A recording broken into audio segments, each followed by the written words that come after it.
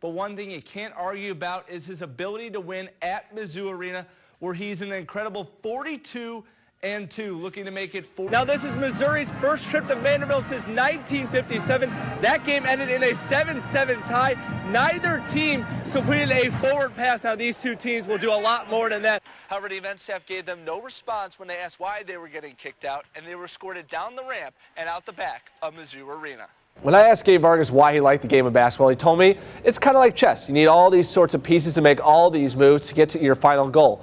But one thing he couldn't predict was he being one of those missing pieces. They'll need help from the most unreliable expert in all of sports, the BCS. Or he could just sit out next year completely and prepare for next year's NFL draft. However, his time as a Missouri Tiger is over. Coach Bellecci for California says this team is motivated by a fear of failure. They want to do better than an NCS semifinal appearance last year. Josh Vakava's face beams with determination on the football field. He plays tough and physical. Coaches and teammates say he's an example to follow. Just go straight. I tell all my teammates, you know, if there's like a wall over there, just go through it. And I just bite my mouth guard as hard as I can and just go straight. That's all. Going through tacklers didn't seem possible 3 years ago. Josh wanted to play, but another fight kept him off the field. Ever since I was little, every year, like, it was always no, you can't, because it's because like cancer was like stopping me and stuff like that. 10 years ago, doctors diagnosed Josh with lymphoma and said 70% of his bones had leukemia. What? Like, why me? Like, out of everyone, why me? After more than 6 years, Josh beat the cancer. But then he faced another obstacle. Just before high school, Josh's father, Hakoti Vakava, became sick with hepatitis B. Ball is given to Vakava. The 20, the 15, the 10, the 5. Touchdown! A former University of Hawaii football player, Josh couldn't handle the sight of his father sick. It was heartbreaking to not only like our family, but like mostly the whole community, because he was such a hero for everyone over here. And what I took in it, like, I prayed every day, praying that he could get better. Josh's father passed away on May 1st, 2012. But he never forgets the one message his dad left with him. Before he passed away, one of the things that he told me was basically be strong. Be strong for everyone. In the fall of 2013, Josh finally received the news he wanted to hear. All of a sudden, like, they just said, yeah, you're clear, just as long as you don't get hurt and stuff. He hands Josh his pads, his helmet, and Josh, look on Josh's face, it was crazy. He was smiling. He couldn't stop smiling for the rest of the day, but he was happy. With the nod to play and the strength of his father with him, Josh Vakava showed us what it takes to fight and be strong.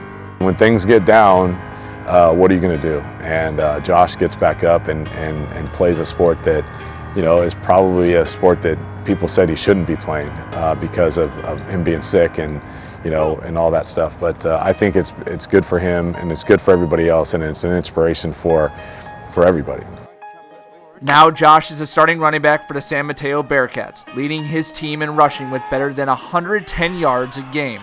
Josh runs with a purpose, knowing life is precious and can be taken away at any moment. Number 17 is strong, taking his father's words to heart as he can finally play the game he loves, wearing the number worn by the man he respected.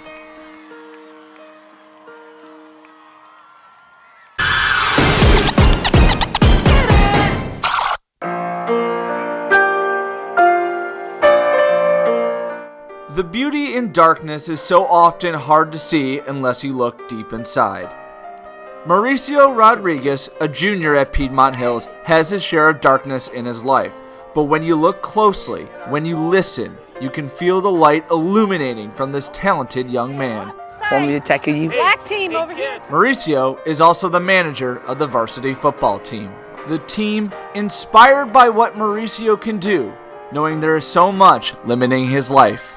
Honestly, I feel like he really is honestly the heart and soul of this team. You know, he always brings us together, especially on game nights. The fans love him, we love him, the coaches love him. I mean, it's just he makes this team what it is. Mauricio has autism, a condition keeping him off the field as a player, but being team manager is a chance for Mauricio to feel connected. It's very much fun for me because I have access to cheer on for the football team during games, during practice. I help out with a lot of things. When he leaves school for the day, Mauricio goes home to one of the roughest streets in San Jose. With a single mom and little money, Mauricio counts down the moments before he gets to go back to his second home at Piedmont Hills. He's very appreciative of having friends and having people around him to help him out, and I think that just keeps him happy, regardless of his situation at home. Going to Piedmont makes me comfortable. So I get free, I be free from all the rough times back at home. And I found Piedmont better so that I could concentrate on what I'm doing.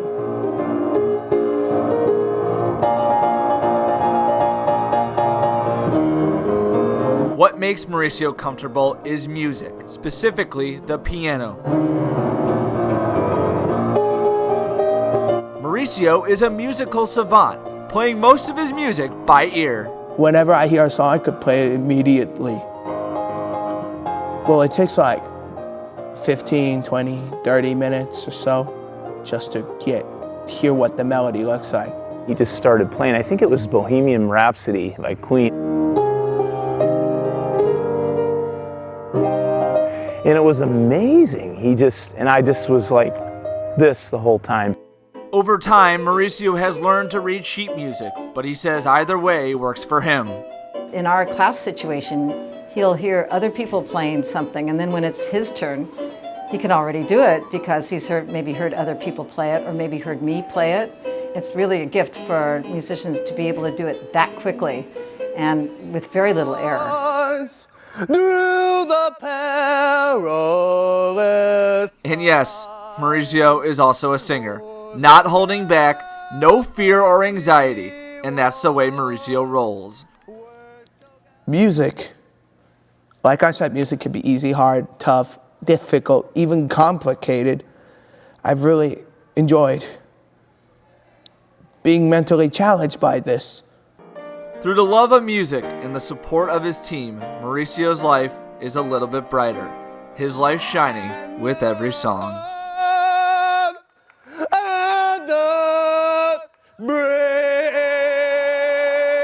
Let's hear it from Let's go! Now from the Ford Sports Desk, KOMU 8 Sports.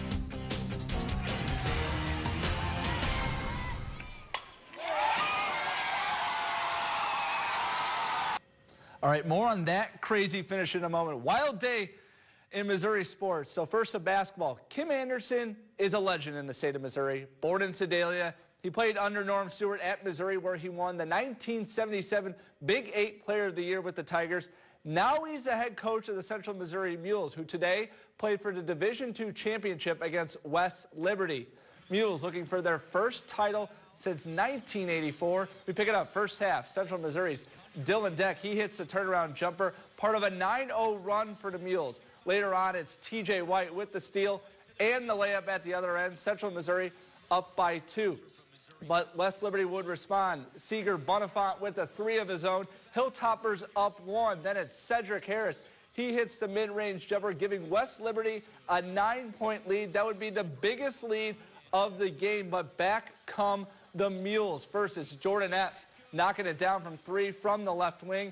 Then next possession for UCM, Preston Bruns with a 3 off the screen. A 1-point game, however, UCM would trail by 2 at halftime. Second half, off the miss, it's Charles Hamork with the tip slam with some authority. It's a 1-point game. Later on, 3-point game. Good ball movement leads to another Epps 3.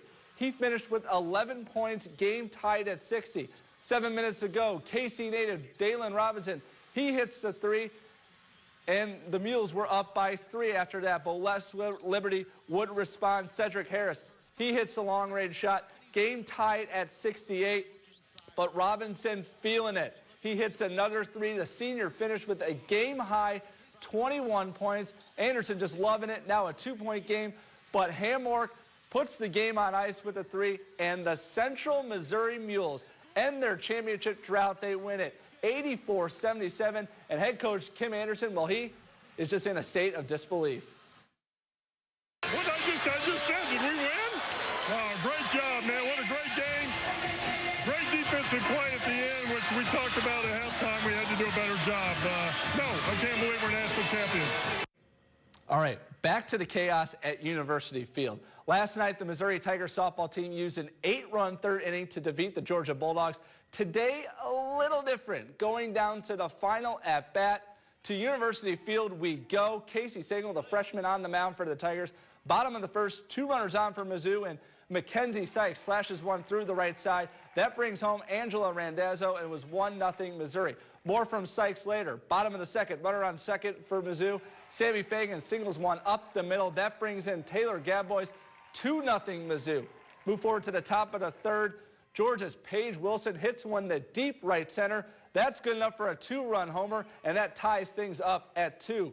Moving ahead to the top of the fourth, runner on third for Georgia, and they're going to get the sacrifice fly. Mackenzie Sykes' throw just a bit late. Bulldogs would go up 3-2, and that would be the score all the way until the bottom of the seventh. In the seventh, Taylor Gadbois leads off with a chopper over to shortstop's head, and then she steals second. She's a tying runner on second. Later in the at-bat, Angela Randazzo, she rips one down the left field line. That scores Gadbois, game tied at 3. Then, with runners on first and second, I said Sykes would do something, and here it is. How about a 3-run walk-off homer? Mizzou scores 4 runs in the bottom of the seventh. They win in walk-off fashion, 6-3. A big win for Missouri and head coach Aaron Earlywine. We've lost so many of these heartbreaking games that the law of averages was just bound to catch up for us to win one of them. And sometimes that's all it takes to get a team, feeling good and confident and playing a little bit better. It's just fun. There's no other feeling like it. It's just fun to get a good team win, and that's all we wanted. It wouldn't have mattered who hit that ball or if it had gone over, if it would have been a double, whatever. Just as long as we got the win, that's all that matters. And former Auburn Tiger and Kansas City Royal Bo Jackson watching Missouri and Auburn on the baseball diamond. Mizzou looking for the sweep. Bottom of the first, it's Demek Tomshay with an RBI single through the right side. Jordan Ebert crosses the plate. Auburn up 1-0. Move forward to the top of the third. 2 on for Missouri. And Logan Pearson squibs one just out of the reach of the second baseman. Jake Ring scores on the play, and that would tie the game at 1. 2 batters later now for Mizzou. Runners on first and second. And Dylan Kelly is going to slap one into left field with the runners going. Eric Anderson would score on the play, and Missouri would take a 2-1 lead. However, Auburn would eventually get to Missouri ace Brett Graves. Bottom of the fourth now, 2 on, nobody out, and Auburn's Keegan Thompson singles through the hole in the right side.